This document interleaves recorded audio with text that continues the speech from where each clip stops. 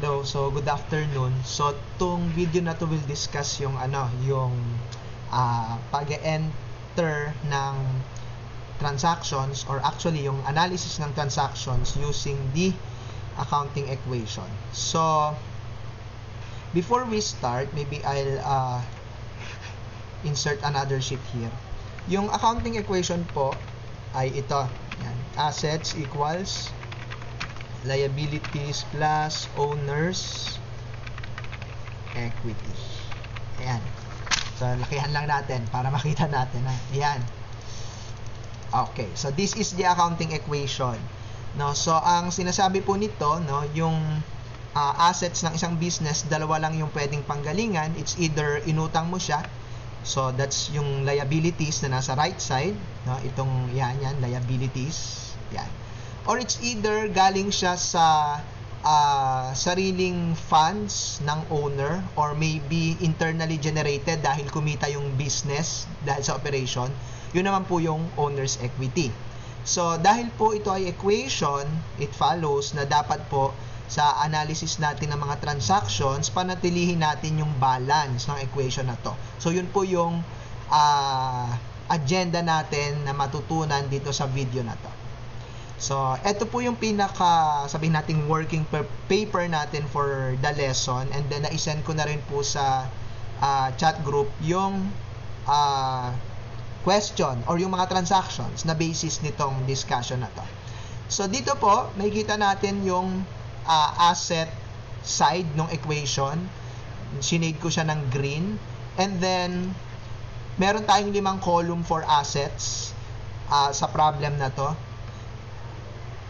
And then, naglagay ako ng parang black line in between para paghatiin yung magkabilang side ng equation. So, sa kaliwa nga nitong black line or black column na to, you have the asset side. Ito yon. And then, dito naman sa kabila, yan, yung liabilities tsaka owner's equity side. Meron lang tayong isang liability for this problem, no? Accounts payable. Ang medyo madami ay itong owner's equity. Ito naman po, nung huli nating face-to-face session ay na-discuss ko na yung meaning ng mga ito, no? Yung pina-research ko pa to sa inyo, no? Yung capital, withdrawal, revenue, and expenses. Now, ang gusto ko lang pong i-point out at this point ay itong dalawang to. Yan. I'm going to shade it for now ng red. Yan. Para alam natin kung saan nakafocus yung aking discussion. Ito pong capital at revenue. So, every time po na mag-o-occur tong dalawang to, magkakaroon ng capital, magkakaroon ng revenue, ito po ay addition sa owner's equity.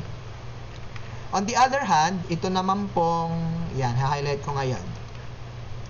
Yan, yung 5 na yan, withdrawals and mga expenses, ito naman po ay kabawasan or deduction sa owner's equity every time na may transaction involving them. Okay? So, later on, mas makikita natin yan pag nag-enter na ng mga transactions or analysis ng transactions dito sa ating pinaka-table. So, I think we can start na.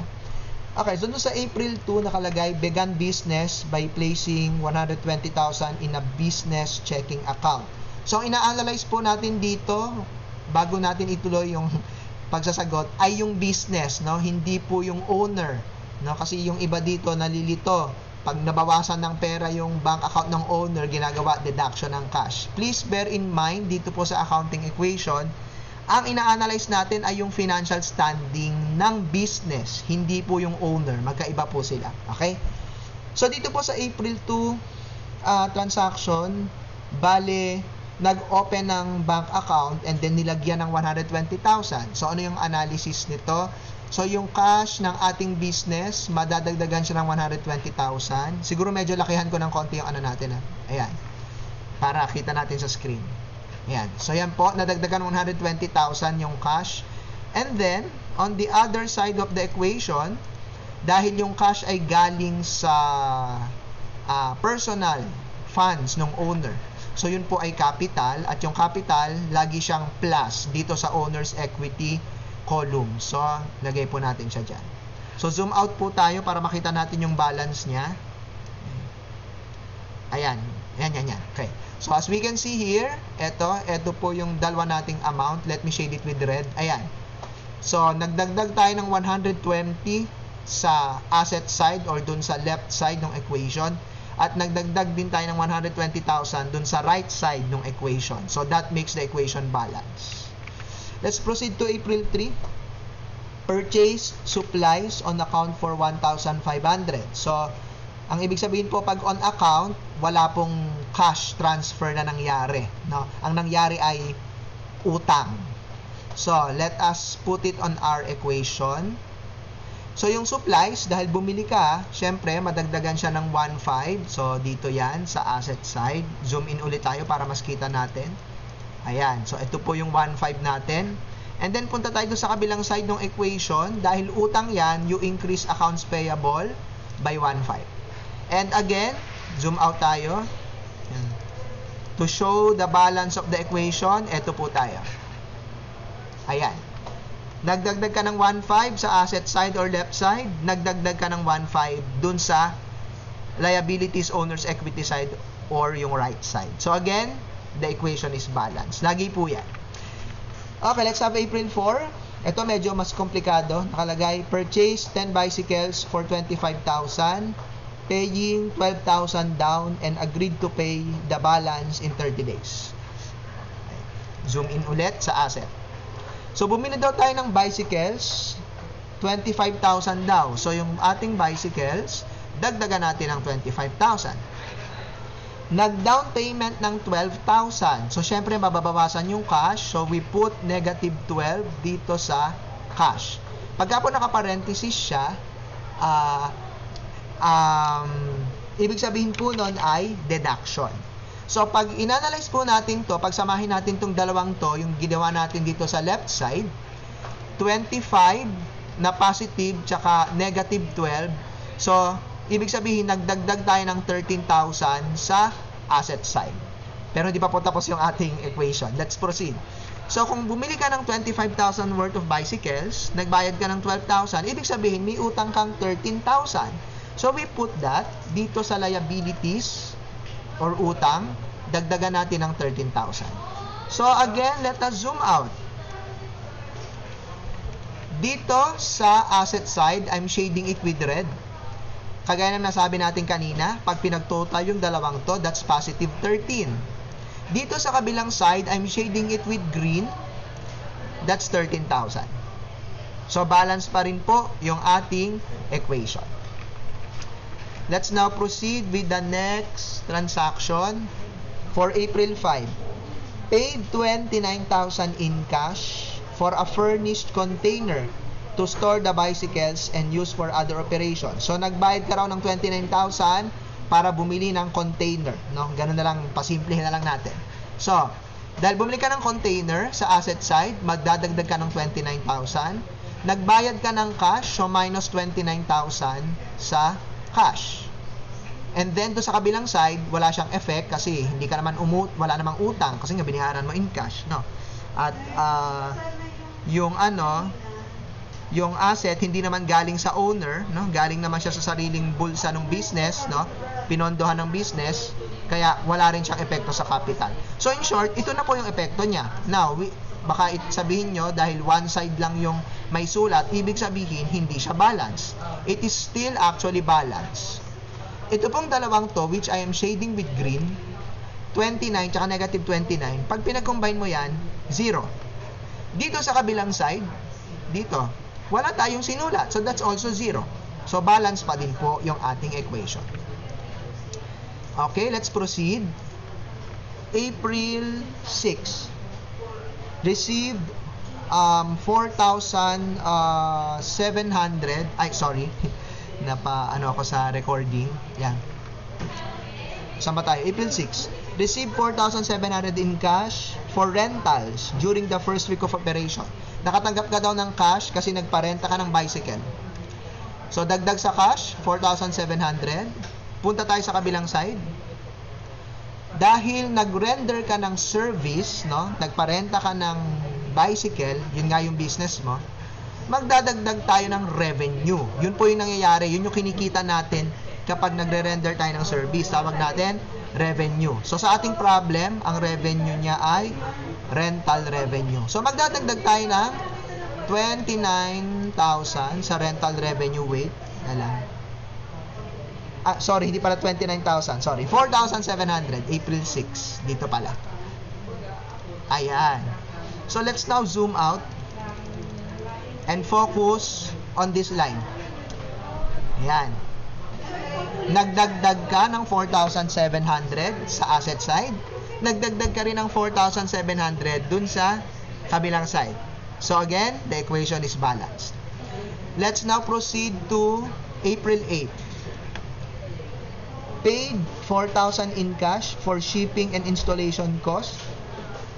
Tapos nakalagay dyan, considered as an addition to the cost of the container to place the container at the park entrance. Nagbayad ka raw 4,000 minus 4,000 tayo sa cash. At ang sabi sa problem, idadagdag daw yan sa cost ng container. So we place it under the container sa asset plus 4,000. Pag itong dalawang to, pinag-add natin, the sum is 0. At wala tayong isinulat sa kabilang side, so the other side is also 0. Balance ulit yung equation natin. Let's have the 9th of April. Hired a part-time assistant to help on weekends. Ang ating analysis ay no effect. Yan. Wala po siyang epekto sa kahit na ano. I-extend natin dito. Ayan. No effect. Dito rin. No effect. Yan. Sige, extend din natin dito. I-send ko po sa inyo tong Excel na to para meron kayong answer dun sa exercises na ginawa natin ngayon. So, this is also no effect. Ayan. So, bakit no effect sa magkabilang side? Ang sabi po kasi dyan, nag-hire ka lang ng assistant. Hindi mo naman siya binayaran, wala namang lumabas na resources. So, wala siyang epekto sa accounting equation.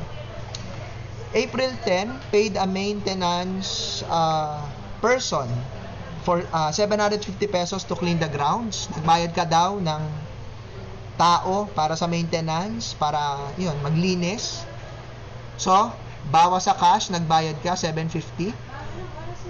Punta tayo sa kabilang side.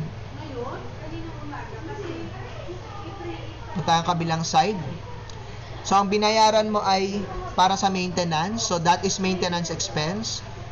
At kagaya ng sabi ko kanina, ang maintenance expense, negative ang epekto niya sa owner's equity. So, we put it as negative 750. Asa na yan? Ayaw mag-negative 750. Wait lang ha.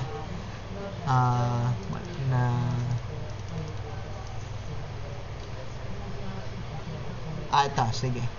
So, lagay natin is negative 750. Ayan. So, ayan po. Ito po yung ating equation. Look at that. Ayan. Negative 750 dito sa one side. Negative 750 sa kabilang side. Balance po ang equation. Next. April 13. Receive 5,000 in cash for rentals during the second week of operation.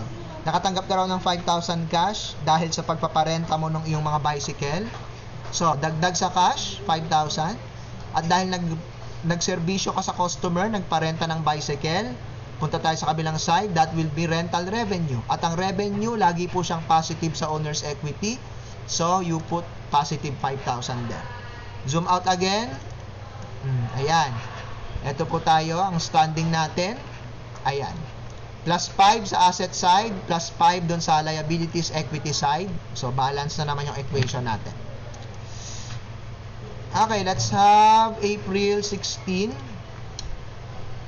Nagbayad ka raw sa assistant. Pay the assistant 480 pesos for a weekend work.